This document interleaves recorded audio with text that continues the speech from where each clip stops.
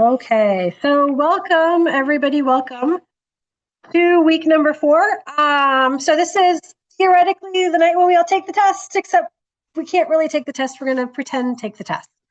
So we're going to let everybody in. There we go. All right. So just to talk in more detail about the plan for tonight. So we're going to talk a little bit of Moodle feedback about how things are going there. Open it up for any topic reviews that anybody would like to talk about, have me talk a little bit more about, then talk about the updated plan, right? Systems aren't ready yet. What are we going to do? How's it going to work? How's it going to move forward? And then what does that look like kind of going through the rest of December and into January and kind of on? And then we will take the tests, the paper copies of the test. There are paper copies here in the room. The PDFs are all out on Moodle as well, so you guys can use those if you prefer to do it electronically. We're not going to do resident taxes tonight. It's going to be a short presentation, so probably 15, 20 minutes, and then it's open time. So it's time for you to work on tax stuff with me here, answering any questions that you have. Let me make this big. Whoa, that's the wrong spot. Where did that come from? All right, let's try this again. Slideshow from current slide. We're not going to do that. I don't know what's going on there.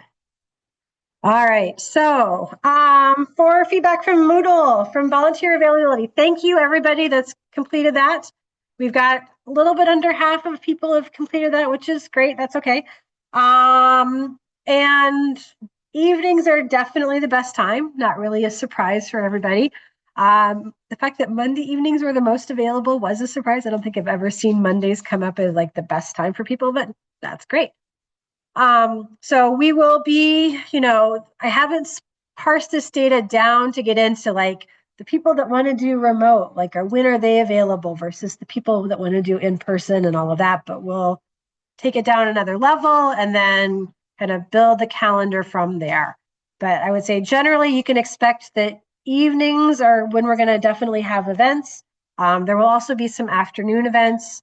There might be a few morning events on the weekends, but probably not a huge number of them, although Saturday morning is not that bad for people. So that's kind of where that one stands. A quick reminder to all of the NRVTAP volunteers here at the University of Minnesota. So I asked you to also do a questionnaire about the volunteer readiness check. So we're doing a pilot here where you can choose if you want to do kind of the traditional, the standard model that we use, which is do more scenarios in Moodle for the volunteer readiness check, or if you want to do the traditional VITA kind of model, which is where you go to a tax clinic and then you prepare returns and then you have an experienced reviewer that's there to double check everything and make sure it's right. So that's kind of like the traditional way most IRS VITA clinics kind of finish off their volunteer training is their new volunteers do returns under the supervision of a highly trained volunteer. So either one is good, whatever you feel comfortable with. I am completely fine, but you got to pick one of them. So pick whichever one you want, whichever one sounds good. And that's going to basically determine, like, if you want the standard version, you're going to get access to those modules in Moodle. If you want the pilot version, you're going to be able to sign up for some different tax clinics at the very beginning, so you get that experience up front. So either way is good. So looking at the grading and the results, talking about feedback from the forms that everybody's been preparing. So determining and reporting treaty income is one of the big challenges that we face as volunteers helping international students and scholars, right? And so when I did the training 2 weeks ago, I guess it was, we did an example for Lisa, we did an example for Sunil, and I had these tables for them where I said, okay, here is all of the income that's like reported on a W-2 and reported on a 1042-S. What's the total income? And then what's our treaty exemption? And then how much do we report as taxable? And that process is something that you should kind of like walk through in your head for like all of the scenarios that we do and all of the clients that we do, because this is one area that unfortunately the income documents we get, or the clients get, don't always match what their treaty benefits are. In fact, I would say it's probably like a 2/3 match, 1/3 don't. So it's very common that somebody would be eligible for a treaty, but they didn't have an income document that shows a treaty benefit. So we need to do the fixing, or we need to help them do the fixing so that they can claim that treaty benefit, right? This is like one of the big things where we add a lot of value to these clients because, hey, you don't have to pay tax on like $5,000 if you're from China, or $9,000 if you're from Bangladesh, or whatever that treaty benefit might be. And when we do this, you can basically look at them as like a table or a column in a row in the table for each of the different types of income, right? So we have wage income, which could have one treaty benefit. Scholarships could have another one. Capital gains could have another one, kind of, and so on. So use this as a format as you kind of think about it. And once you get some more practice, you won't even need the table. It'll just kind of be automatic for you. But as you're learning that thought process, this is a good way to organize it. A reminder, bank interest is not taxable for non-residents, right? So all of those student accounts, open a bank account, get $150 credit kind of things that they do. They don't have to pay any tax on that. Those are super awesome. Doesn't go anywhere on the form, right? It's basically doesn't exist. So it really does exist, but it's exempt. It's not included on the forms. We round to whole dollars on the tax forms. So the software will do that for us when we do that. But for now, since we're doing it by hand, so 49 cents or less goes down, 50 cents or more goes up. So just round it all to a whole dollar amount. In the upper right-hand side, I believe it is, there is an attachment sequence on the form. The 1040 doesn't have it, but all of the other ones do. And that basically tells you, like, if you're going to send it into the IRS on paper, like, this is the order that they want them in. So it'll say like 1 and 2 and 155 or whatever the numbers are. And then finally, if it's a 0 value, you can just leave it blank. 0 equals blank, blank equals 0 in IRS form lexicon. So you don't have to fill out the 0. You can just let everything go. If you do leave it blank, know that that is the equivalent of a 0. All right, we're going to move those. So in terms of volunteer progress, I would say that it's kind of a spread, right? There's definitely some folks that are right there. They've made really good progress. They're kind of ready for that test. Some of you are partway through. Some of you are kind of just getting going here. And that's totally fine, right? That's actually very normal. We always have sort of a shotgun situation at this point in the tax filing or tax volunteer training season. So what I will say, right, is that the training and the Moodle assignments, right, everything is designed to help get you successfully through that IRS test and help you be successful at helping our clients, right? That's why we do all of this stuff. So my strong recommendation, right, is that if you're not done with Moodle yet, totally fine. Don't worry about taking the test route, right? Work on the Moodle stuff, work on the assignments, work on the quizzes and the homework. I will be here tonight until 7:30, 8 o'clock anyway, so you can make whatever progress you can make on it. Once you get done with everything though, right, there's really kind of a sequence. You want to take that test while it's still really fresh in your mind. So if you don't do it tonight, we're not meeting again for a month or so, but don't wait a month to try to take the test. Do this, then go home, like give it a couple of days, give it to this next weekend, then take the test. Do it on paper if you have to, if it's not live. Otherwise, do it for real. But don't wait a month because you'll forget a bunch of it. And it's hard to come back and do it. And it's even harder if you haven't done all the practice stuff. It really is. So we're really trying to get you ready. We're trying to make sure that you're going to be good. Use the materials that we give you and be ready to go. All right. With that, are there any topics that anybody would like me to talk a little bit more about?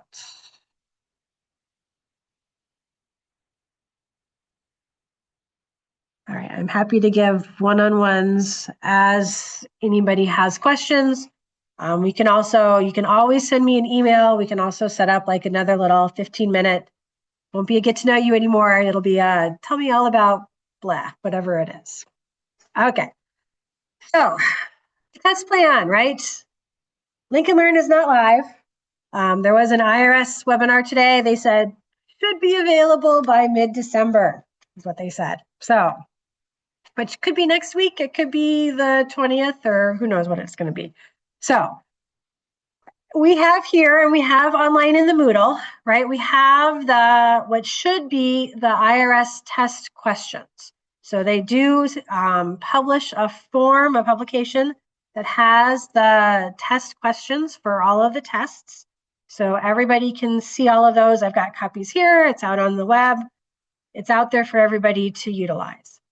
I would recommend that we all, once you get through the Moodle materials, right, take the test on paper.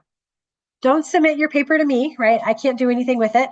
I'm not going to do anything with it. The IRS Lincoln Learn system is the only official way to complete the test. So I can't do anything with your answer sheets as much as I would like it, but I can't. The questions should be the same. Every now and then they try to tweak a little question if there's some bad verbiage, but if that happens, I will be sure to let everybody know. So I will be going through it, as soon as it's live, I will go through it with a fine-tooth comb to make sure everything is consistent with the paper copies that you guys have all received. The only thing I will say is, right, you take the test, you spend all of the time now, you can just type your answers in really quick, it's very fast. Just make sure you don't get off by one when you start typing the answers in, because that's a really quick way to miss a lot of problems. So as you're going through, just double check it to make sure everything is right, that you're entering number 23 is A and 24 is B, not skipping off like that. All right. So a reminder, right? The test is open book. It's open note. There's no time limit. It's not open friend. It's not open chat GPT or anything like that. Publication 4011 is your friend. Moodle is your friend, right? We've got all of the resources in there. You've done practice assignments that are going to be doing a lot of what you're going to have to do for the test. There are some additional reference links as well in the test that are in the Moodle that can be very useful. The main IRS website and publications are also reliable resources for you. You can send me a question, either email, or you can ask it here, or we can talk. I'm not going to give you the answer, but I will help you find your resources to find that answer, right? Just like I'm going to do in a tax clinic.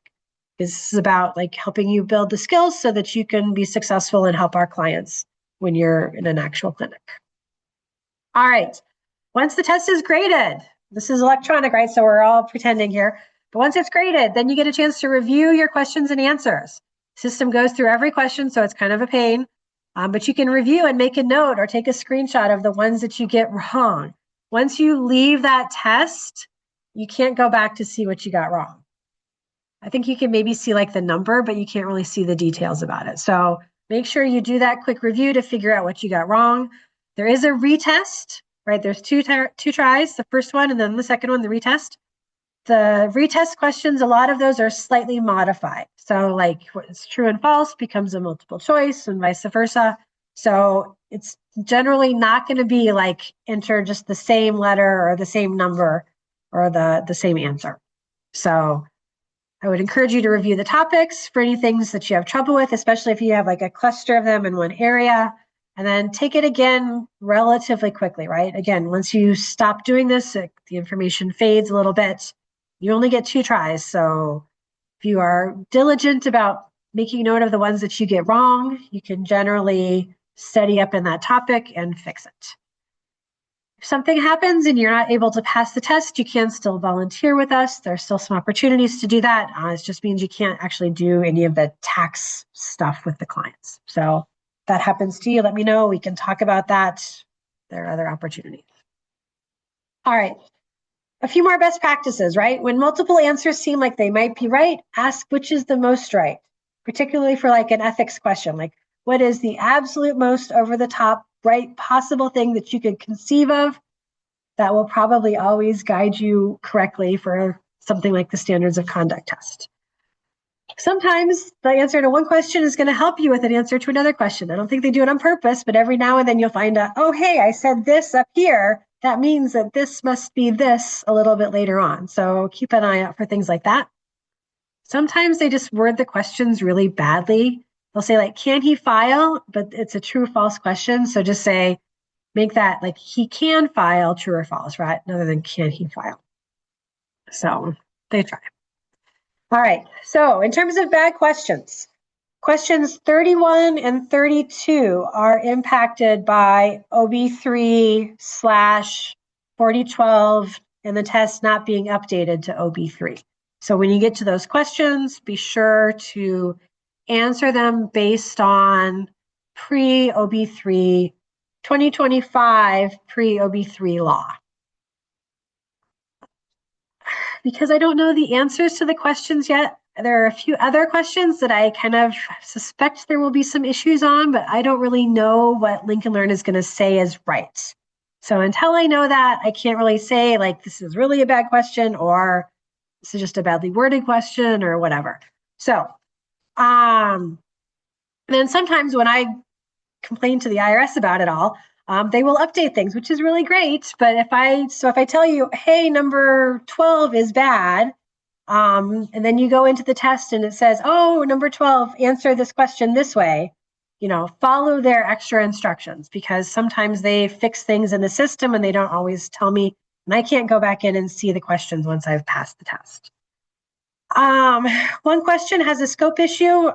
We don't train volunteers to prepare returns that are out of scope, so let's talk about that one. Question number 41. I find this very funny. Welcome. So this is a question about Jackson. He came to the US. He's a resident of France. He's an F1 student. He won $850 in a local casino. So they say in the question, gambling winnings are in scope for the foreign student and scholar certification. I'm laughing at this because in the publication 4011 scope table, very clearly says gambling winnings are out of scope.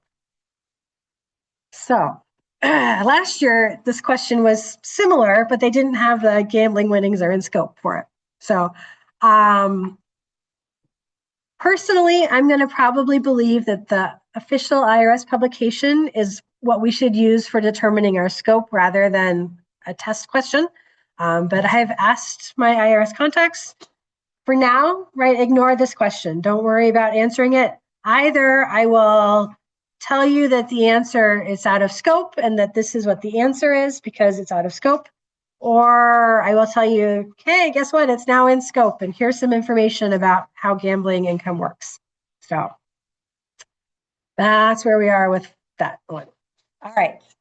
So moving on, after you pass the test. So you go in, you do the test, you enter all your stuff. It's great. You get the sigh of relief that everything was good. What you need to do next is you're going to electronically sign and send us your volunteer agreement.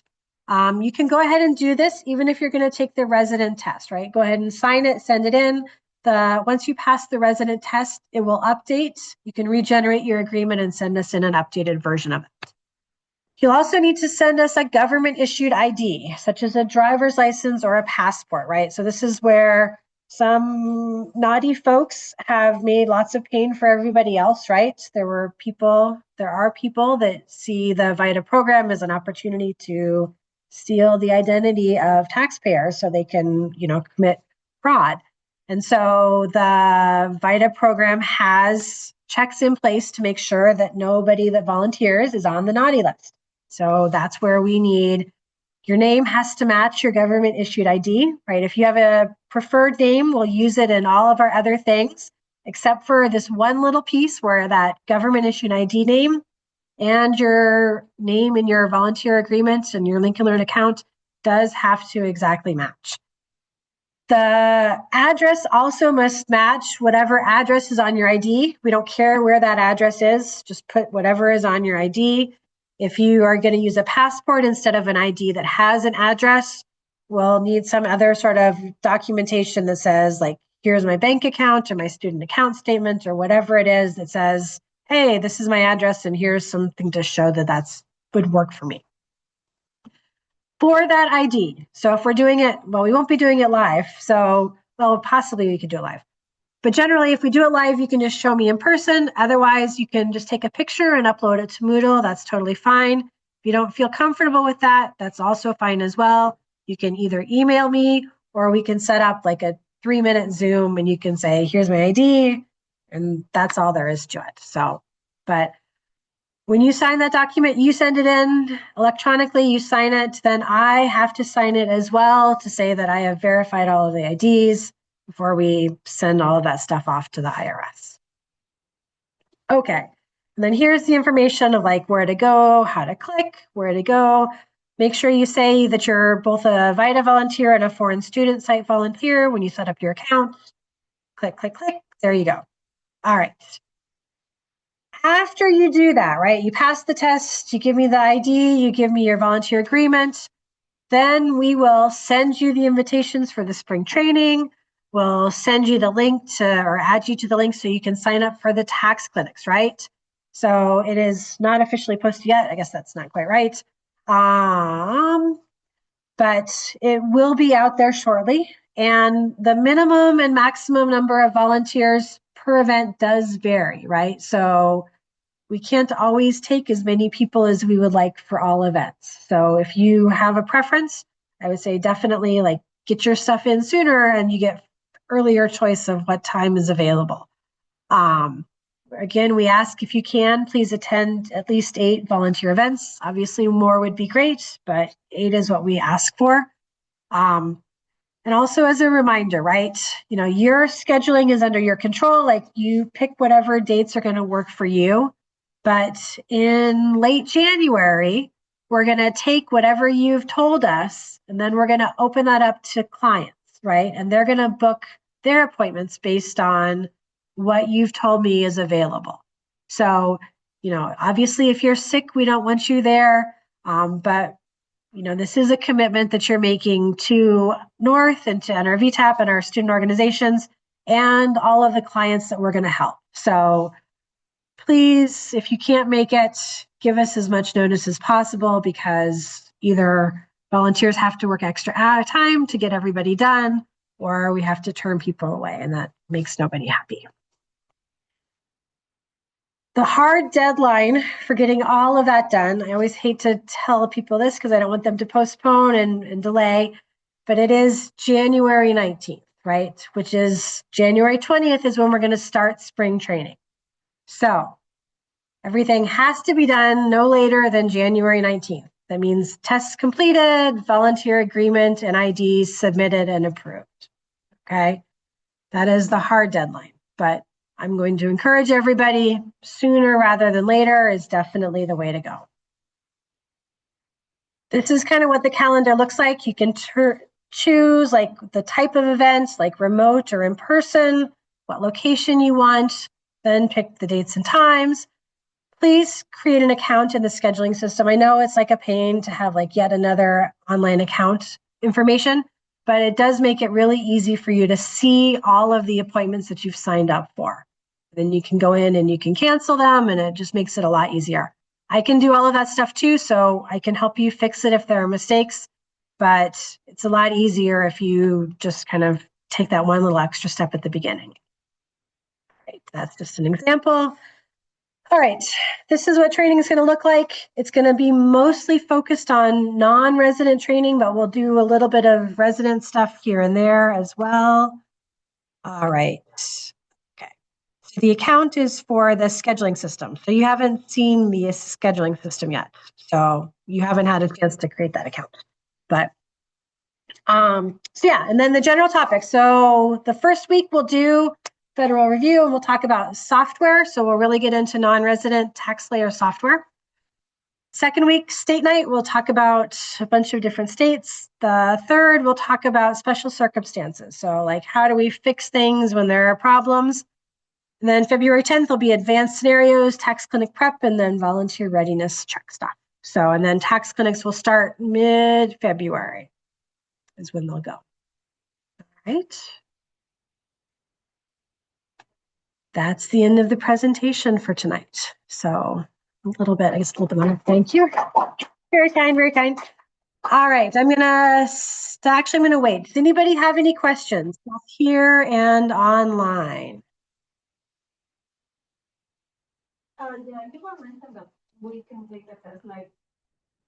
Yes. So there are paper copies here. So you can take them, you can write your answers down on the paper answer sheet, but then you can't you can fill out the form, but you have to submit it electronically. So you're going to have to wait until the Lincoln Learn system comes up. And then you can use your answer sheet and just go A, B, true. So you'll go through it really quickly. It'll only take you like 5-10 minutes, but all right. Okay, I see. What else? Where are the copies online? The copies online should be in Moodle. I will go make sure. It should be available now to everybody. So there should be a new module that is now available to everyone. That is the module number 10, pass the IRS tests or IRS certification tests. So here's the paper test information. That's all out there. All of those links are there. And then the version online, it is a fillable PDF. So if you want to just download it and then type your answers in that PDF version, you can do that as well. And then here's the Lincoln Learn site, even though it's not live. Then volunteer creation, you guys don't need that yet because account creation, because it's not live yet. So that's where it should be. If anybody's having trouble finding it, let me know. The paper copies. So paper copies are either here in person or you can download and print the copies of the questions. So the IRS certification test is right here. All right. What else do we have? All right. I am still having trouble finding the copy. All right. Can you see the module 10 in Lincoln Learn or in Moodle? It should be available.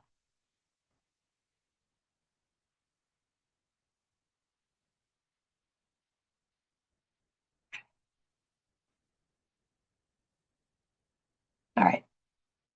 Try again and text me if you're still having troubles. Okay.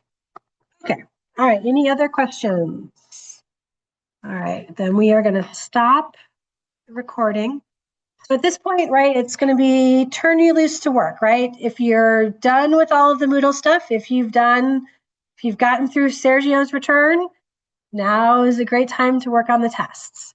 If you're not through with Sergio yet, keep working until you get through his return. We have the tests for the standards of conduct and intake interview, as well as the foreign student here. So you can go through those as well. Those are also there online in Moodle. I would say just work on those, and I will be here hanging out until 7:30, 8 o'clock. We'll see. You're not required to stick around. You can if you want to, but whatever you like, just to keep working. All right, we're going to stop. All right.